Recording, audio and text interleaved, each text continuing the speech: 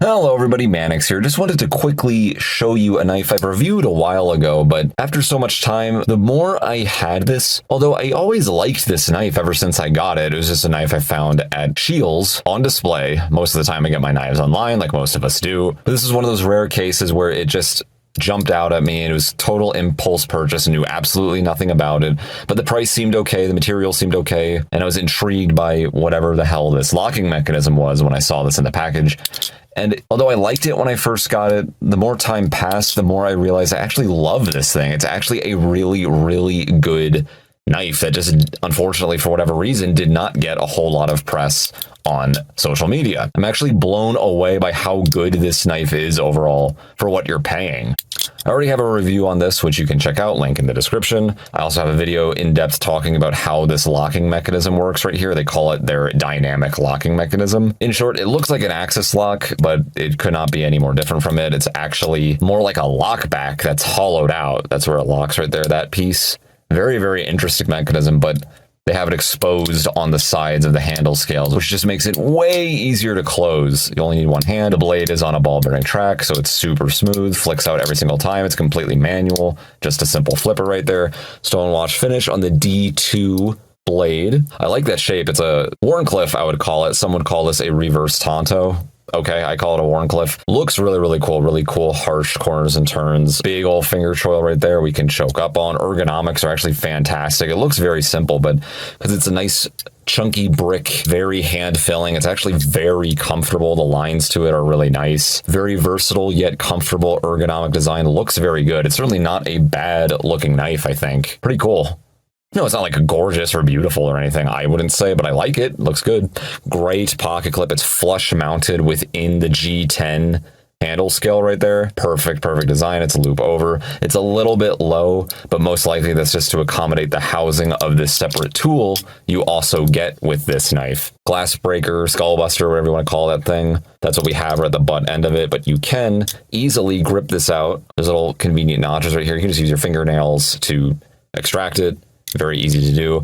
There's a little ball bearing, the housing inside of there. That little mechanism keeps this snapped in place. You can flip it around. Now you got a Phillips head screwdriver. Pretty sweet. I have used this once, actually. It works very well. It's a nice little feature you get right there.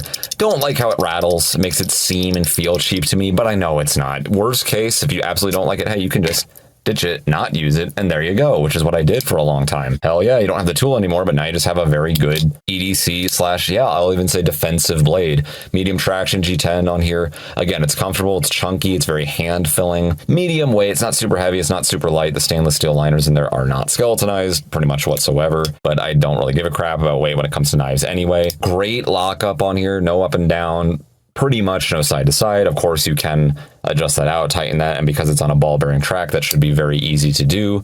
You shouldn't really lose much speed, even by getting it really nice and tight. Carries like a dream. Again, other than the fact that I wish it was just a little bit higher, but if you want that separate tool right there, I guess for whatever reason, they could not accommodate that. Swappable to the left side. It is totally 110% ambidextrous. I see these go for around 35 bucks. I've seen them as high as 45. I've seen them as low as I think 28 on different websites. If you could score this for 30 bucks, home run, my guy, home run. D2 ball bearing stonewash, Wharncliffe, G10 stainless steel liners, and you get this extra little tool right here, tip up loop over pocket clip, ambidextrous. I'm actually really, really blown away. This is a very, very good functional folder. It looks like one of those oddball, weirdo, cheap, I don't want to touch that thing. I've seen so many of those and they're always disappointments every single time. It looks like one of those knives from far away. It's by a company called Elite Tactical. Yeah, it looks like a total gimmick, but don't judge a book by its cover. This is actually a fantastic EDC and defensive folder. Totally decent price. Even if you get this for 40 bucks, even if you get this at that price, it's still worth it. We have a D2 blade steel right here. The closest thing I think of as far as value is concerned is the Honey Badger line, the large Honey Badgers. If you get those in D2, it's a very close value and function to that. And in some ways, this outperforms those. We got G10 instead of FRN. Really, really awesome, cool knife, honestly. Totally, totally worth it. It ticks off every single box most of us are looking for our EDC / tactical folders for the sub $50 range, for the medium, maybe even medium larger size, whatever you want to call this. Really, really fantastic knife. I would check it out. In fact, because of this little extra tool we have right here, this would make a really good all-around, very, very cool sleeper knife that a lot of people just didn't really talk about or know about. So there you go. That is the Elite Tactical Shatter. I'm eager to try out other designs from Elite Tactical. I'm very, very curious now. Thank you so much for watching. Feel free to subscribe, hit that little bell notification if you do not want to miss weekly knife and gun gear videos of all sorts, and feel free to support me on Patreon, link down in the description. Thank you so much for watching. Mannix out.